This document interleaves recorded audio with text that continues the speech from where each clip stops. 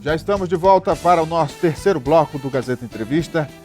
Olha, eu estou recebendo aqui o pastor Edinaldo Santos. Ele está lançando o livro As 7 Igrejas do Apocalipse, uma visão para líderes e discípulos.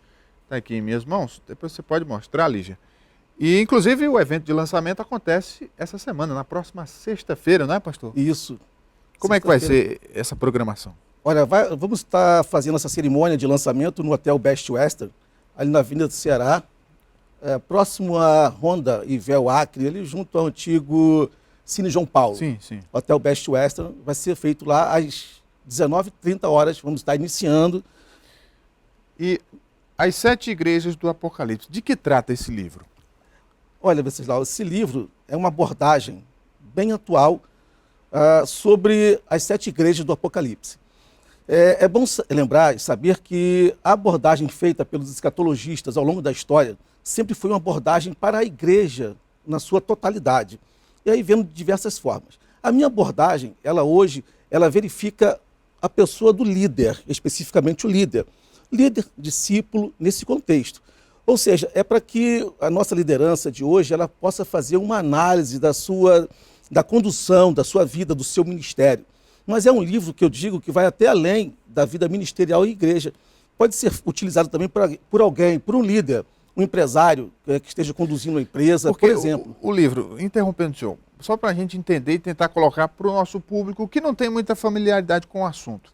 O livro se baseia no livro de Apocalipse. Isso. Da Bíblia Sagrada. Isso. E esse livro, quando se fala no Apocalipse, isso nos remete às profecias do Apocalipse, ao fim dos tempos, né? Há muita coisa que ainda não está muito clara para muitas pessoas, que inclusive estudam continuamente o livro de Apocalipse. Certo. Qual a relação disso com o seu livro? Sim, a relação é porque o texto utilizado, a base para a minha abordagem, ela é exatamente os versículos no livro de Apocalipse, do capítulo 2 e capítulo 3. Então, a base da dissertação, ela é o livro do Apocalipse. Então, tem relação direta, é óbvio, com o livro. Eu abordo também, lógico, a questão espiritual, que eu acho que sou pastor, e é importante a gente colocar isso, né, a questão espiritual, que é a parte mais importante do ser humano, que nós precisamos estar bem com Deus. Isso aí, sem dúvida, eu coloco. Tá? Mas o objetivo do nosso livro em si é a questão realmente de liderança, de condução da sua vida como um líder espiritual ou não, ou discípulo. Vamos tornar mais claro ainda. Um trecho do livro que o senhor possa ler, citar uma frase, duas, só para a gente contextualizar. Sim, a gente pode colocar aqui a primeira igreja, por exemplo, de Éfeso. A igreja de Éfeso, ela tinha uma característica. Era uma igreja muito eficiente na palavra, no ensino, mas ela tinha uma deficiência, por exemplo, na questão do amor, de relacionamento. Entendeu? Alguma semelhança com as igrejas atuais, pastor? Sim, com certeza.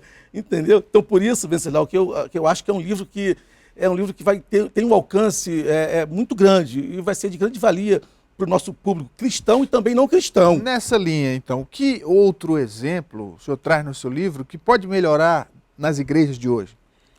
Olha, ainda dentro da igreja de Éfeso, especificamente, ele fala a questão, por exemplo, da capacidade e competência que aquele líder ele tinha na avaliação de conduta de falsos líderes. Por exemplo, entende? Veja, essa capacidade de competência de você separar o joio do trigo, esse líder de Éfeso ele tinha. E fazia isso com grande maestria. Então, por que ele fazia isso? Porque ele tinha um grande conhecimento e capacidade. Pastor, nessa linha de raciocínio, eu lhe pergunto, quando hoje, em uma igreja de qualquer denominação, alguém tem essa capacidade, no entanto, o joio é em maior quantidade do que o trigo, e essa pessoa se sente perseguida, humilhada, oprimida, o que é que ela deve fazer? Boa pergunta, Venceslau. Isso, infelizmente, tem ocorrido em nossos dias, e não pouco. É uma situação difícil que muitos discípulos, muitos homens e servos têm passado, encontrado, mas nesse momento, numa situação dessa, em que você tem um líder, não só um líder, mas até uma liderança toda, que está contrária aos princípios da palavra de Deus, que vai na contramão de tudo aquilo que você tem como verdade, nessa situação, acredito eu, que você tem duas opções. Primeira opção, você vai orar, vai pedir a Deus que haja uma mudança no todo. Então, a primeira opção é essa, pedir a Deus, aquele que é o Senhor de tudo e que é quem coloca e quem tira. A Bíblia fala isso, que quem coloca e quem tira é Deus. Então, a primeira opção é você orar para que Deus faça um reboliço. Segunda opção é você procurar um outro ministério.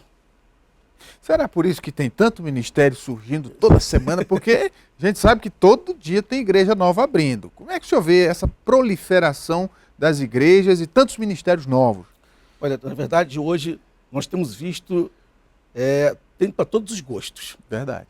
Infelizmente, tem para todos os gostos. Uma coisa que eu acredito que é melhor a gente abrir uma igreja, Venceslau, do que abrir um bar. Também concordo. Entendeu? Então, eu acho que se tem uma igreja na esquina, outra do lado de cá, eu acho isso muito melhor do que ter um bar. Então, acredito eu que, apesar das falhas, negligências que tenham ocorrido, ainda assim, eu prefiro que seja aberta uma igreja e seja pregada a palavra de Deus. Porque, fazendo uma análise fria até da questão, sem envolver a fé e a emoção, o que se percebe é que a variedade de igrejas, a quantidade, né, e a velocidade com que elas acontecem, desacredita um pouco o próprio movimento religioso evangélico, não? Sim. Infelizmente, o que nós temos visto hoje, Venceslau, é uma degradação da sociedade como um todo. Como um todo. Como um todo, isso. Tá? Os diversos níveis. Nós temos do mais alto escalão até o mais baixo.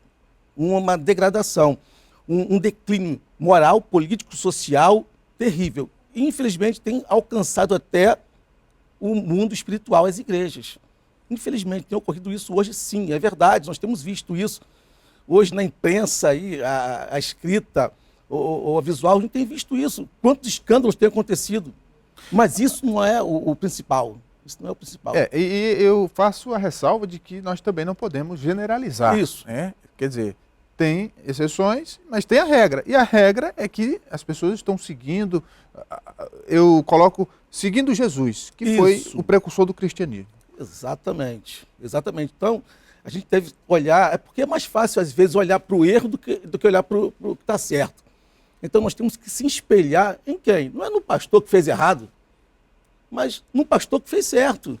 Mas vamos voltar para as igrejas, pastor. Então, seguindo naquela linha que a gente iniciou, né? As igrejas, os exemplos, que outros exemplos o senhor coloca no livro para melhorar, né, no cotidiano das igrejas hoje?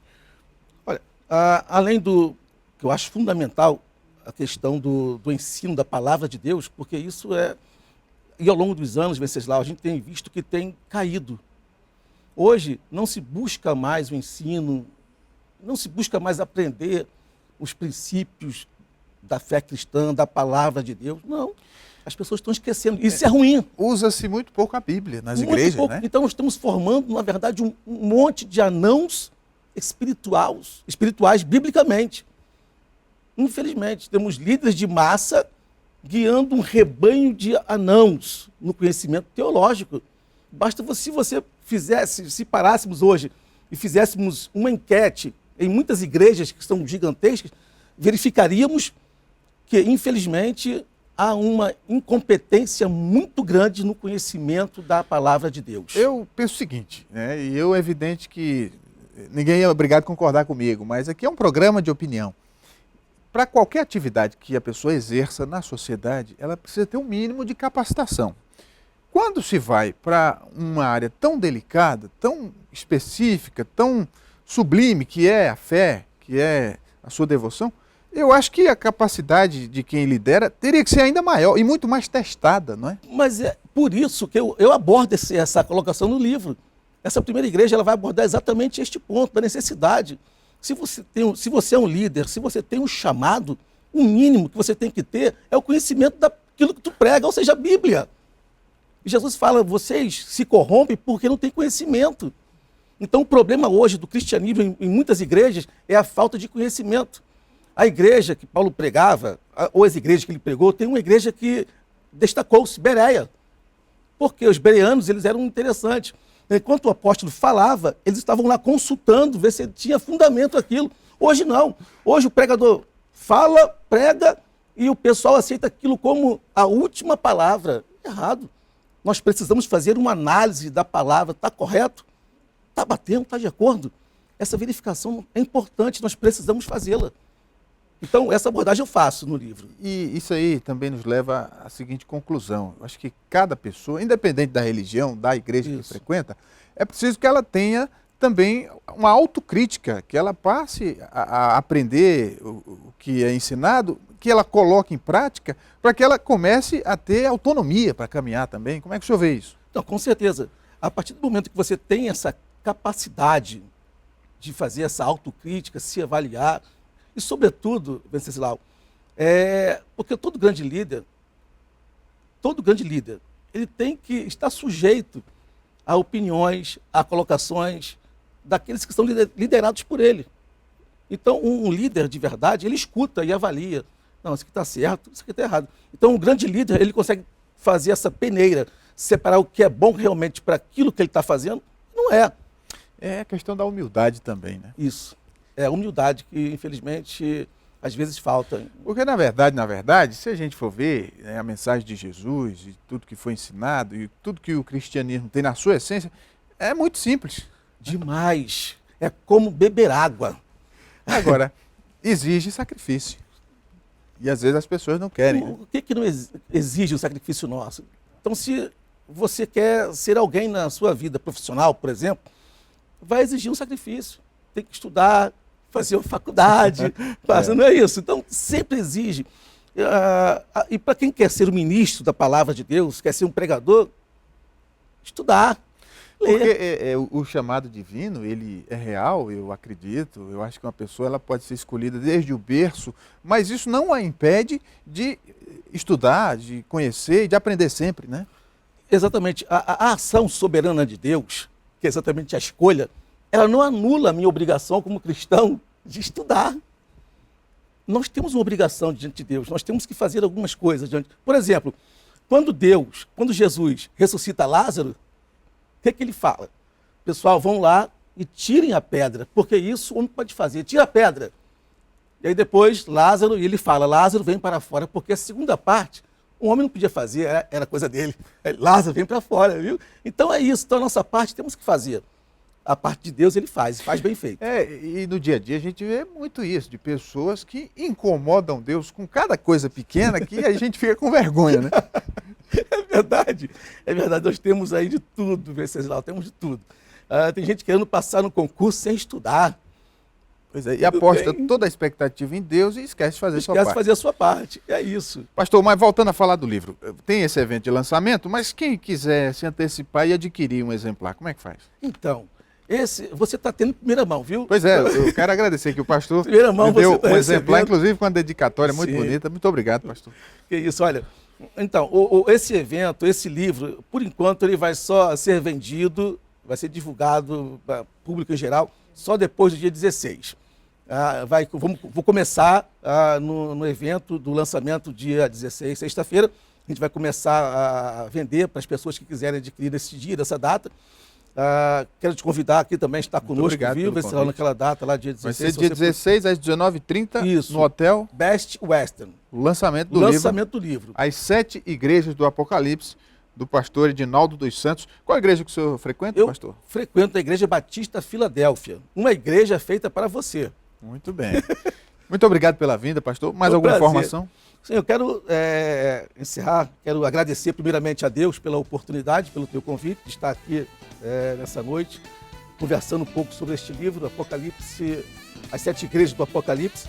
Eu quero convidar você a estar conosco no dia 16, às 19h30, no Hotel Best Western, e também está adquirindo nosso livro a partir de segunda-feira, dia 19, já deve estar em toda a rede Araújo.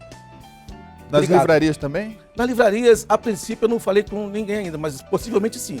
Muito bem, então quem estiver interessado pode procurar as 7 igrejas do Apocalipse, lançamento do pastor Edinaldo dos Santos. Mais uma vez, obrigado pela vinda, pastor. Prazer, meu. Você de casa que nos acompanhou, muito obrigado por sua audiência. Deixa eu lembrar aqui da nossa parceria com a Verágua. Água mineral produzida no Acre com padrão de qualidade. Quando você for escolher água mineral, pense na saúde da sua família. Escolha Verágua. O Gazeta Entrevista fica por aqui. Para você, uma ótima noite, um forte abraço e até amanhã.